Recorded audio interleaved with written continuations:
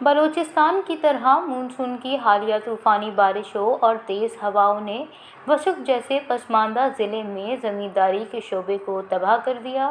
دوسری جانب وشق کو معاشی لحاظ سے کئی سال پیچھے دھکیل دیا۔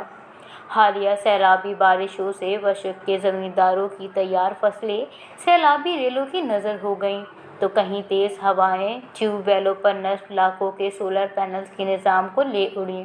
سیلابی ریلیں بسیمہ میں کئی حفاظتی بند کو بہا کر لے گئے۔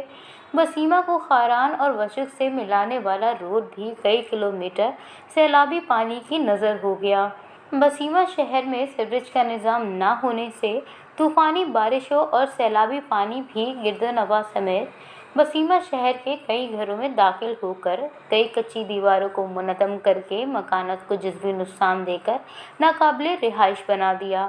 پانی کے گھروں میں داخل ہونے سے اکثر مکانات میں دراریں پڑ گئیں، جن میں اب رہائش کرنا خطرے سے خالی نہیں، لیکن غربت کے مارے لوگ مجبوراً ان میں رہائش پذیر ہو کر موت کا انتظار کر رہے ہیں۔